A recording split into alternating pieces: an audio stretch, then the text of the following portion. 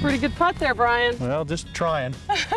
Thanks for having us out to the Crested Butte Club. This is absolutely spectacular. Well, thank you. Thanks for being here. We're glad that you could make it. And I know it's a little difficult to get here, but once you're here, it's... Don't want to leave. No, it's difficult. We've got a lot of great views and mountains all around us. The small but quaint mining town is just a couple miles down the road from us. It's kind of maintained its old historic flair. It definitely has. It's a great little town. It is. And the golf course kind of sits out here in a valley. We're up at 9,000 feet, but we're in a valley. That's one of the beautiful things about here, with obviously peaks surrounding us everywhere. So just a great place, and the scenery is spectacular, and the golf is just as good. Well, we're looking forward to seeing it. I understand it's a great layout. You're going to tour us around, show us the tees, greens, hopefully no hazards. That's right, that's right. We'll just show you where the hazards are. Right, point them out. You and me would never hit it in those, but we will identify those as Mr. Jones has designed them. Absolutely. Well, let's go tee it up. I'm excited. All right.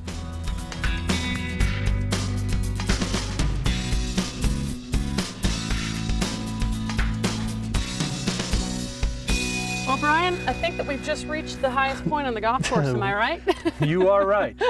9,003 feet right here where we're standing. And the first difficult portion of this hole is the climb up to the tee box. So we've got that part down, and now we get to look at this great golf hole. Well, this is beautiful, and this is pretty typical of what you'll find on the golf course with the elevated tee boxes, correct? Yes, it is. Most of Trent Jones Jr.'s tee boxes do sit up a little bit. Not all of them as drastic as this one. Right. But what he accomplishes by that is every golfer can see their respective shot, land in the fairway, all the hazards, and there are plenty of them, are available by sight. He does a great job also of using those bunkers for targets for you to aim at. Absolutely. Many of the golf holes are shaped by the bunkers. This hole, 13, is perfectly shaped down the left side with 3 fairway bunkers. His idea was for the golfer to hit a little fade at the bunkers and bring it back into a narrow landing area. Which I know is what you're going to do. That's what I'm going to try to do.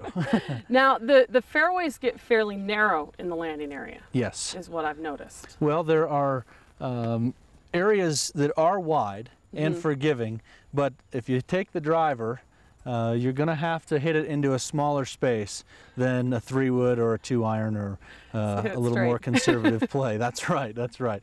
If you're going to bring out the big stick, make sure you're in the fairway. Right.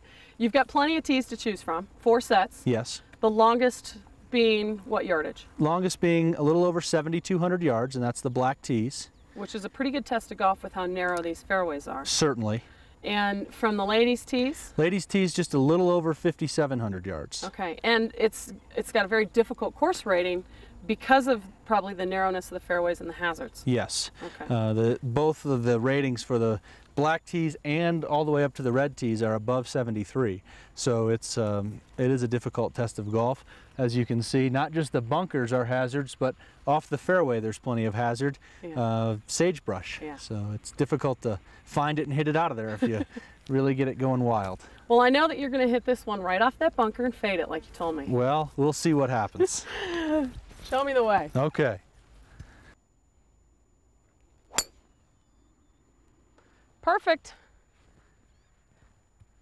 Just what you told me to do. I've seen you play a lot of golf, and I know it's not too difficult, so let's see another one for you. Good swing, Erica. Or you can just hit it dead straight. I mean, that works too. I'm better at hitting it straight than I am at fading it. Great shot.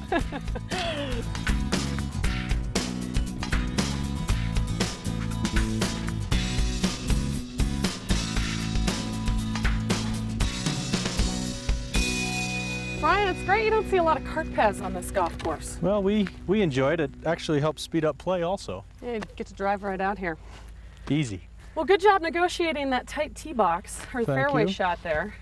He was nice by bowling this fairway a little bit, which helped us out a little. Yes. Knocked us back into the middle. Every little bit helps. There's a lot of hazards on this hole, as there are throughout the golf course. Yes. You know, there's a lot of sage and water and bunkers.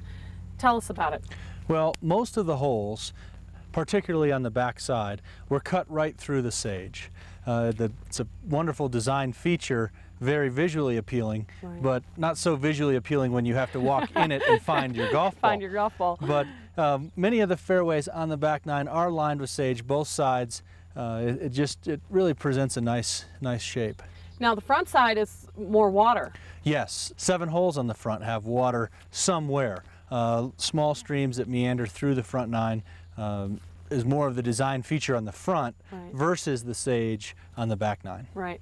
Now, bunkers, Yes. both fairway, green side. I mean, you've got a lot of them here. 85. This hole doesn't have any fairway bunkers, which there's not a whole lot of room for them on this hole. But we do see 3 up there by the green. Water in front protects it. This is a great approach shot here. Very well designed hole with the water and the 3 bunkers to negotiate. But the bunkers do play a major role. Many of them are out there to help shape the hole, but also can be very penalizing. Right. I mean, if you hit in there, you better bring your sand game. That's right. It'll be a long day. At least your sunscreen and your beach towel. It can get out of hand if you get in too many. So Make a day out of it. that's right. Well, Erica, let's see you hit a shot anywhere but that sand out there. Okay, let's see if I can negotiate all that stuff out there. Oh, not when you hit it like that. That'll work. See if you can knock it inside of that.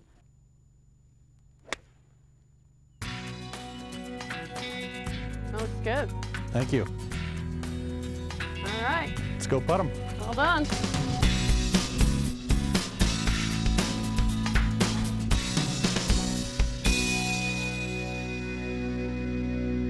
You sure negotiated the hazards as you predicted. I don't know, they're pretty daunting when you're standing out there. I guess the key is just to think that they're really not there. That's right. Forget about them. That's right.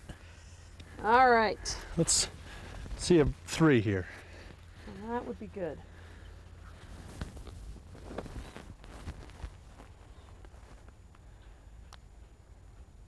Good stroke.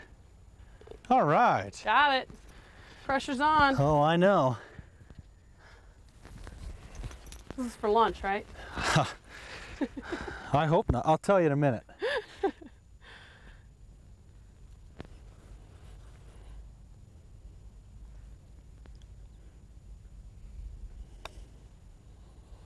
Oh, that wasn't very good. That's a little short. I'm scared to make 3 on this hole. It's too hard. Good birdie. Thanks.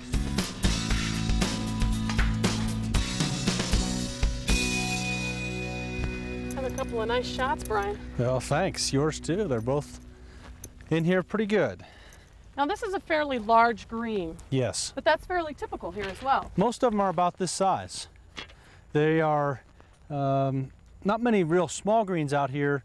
I would say they're a little on the bigger side than, comparably to other golf courses, but they're pretty good size. You can have some long putts on these greens. Right, and you've also got a lot of pin placement, so you can move the pin around and make the hole play differently from day to day. Absolutely. There's plenty of pin placements on this green, probably up to 10, but you can see the difference if we put it down there on the front left portion or the back right portion. The hole could play 30 yards longer. Now, there's not a lot of severe undulations in these greens. There's no shelving, there's things like that. There's just kind of nice subtle undulations. Yes, there's only a couple holes on the golf course that have some shelves or something that is somewhat severe, but most of them are well represented by this green right here. Just subtle break, gentle undulation, not as severe as other mountain golf courses. Well, and it seems as though, to me, things should move away from the butte, which is right behind the golf course. Right. But it really doesn't even seem to be that severe away from the butte. Correct. More people get in trouble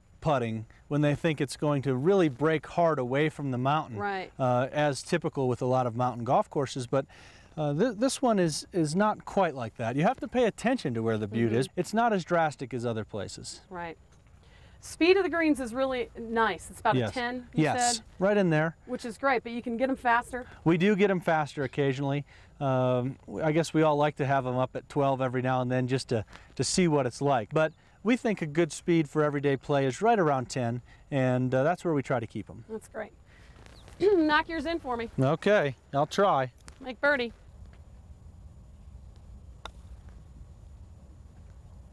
a good looking putt. Go! Oh.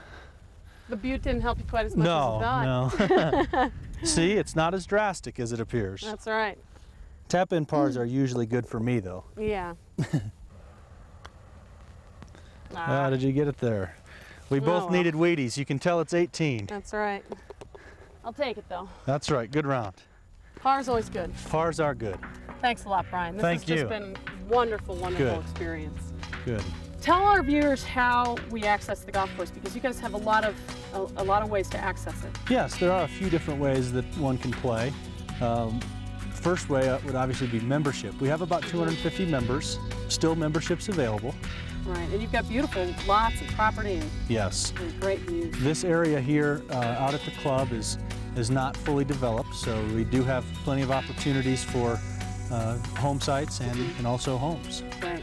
Now, the public can access the golf course as well. Yes, absolutely. Non-members of the club may play anytime after 11 in the morning. We do reserve the first 3 or 4 hours of the tee sheet for our members, but after 11 o'clock, non-members can play, and they can make tee times up to 2 weeks in advance. That's right, and they can stay in one of the many wonderful lodges. A lot of lodging options, resort accommodations up on the mountain, bed and breakfast in town, small lodges, condominiums, a lot of different choices for lodging. That's right, and there's so many other activities besides the golf, which is spectacular, but there's, you know, hiking and biking and fly fishing. The fly fishing here is really spectacular, and the club, members of the club here do enjoy some private section of a river here that we can fly fish, and fishing, like you said, hiking, biking, camping, all those things are wonderful mountain activities, and Crested Butte has an abundance of those. That's right. Well, this has just been fabulous, and we appreciate you having us out. We'll look forward to coming back again. Great. All right. Great. I'm glad you could be here. Thanks Thank you.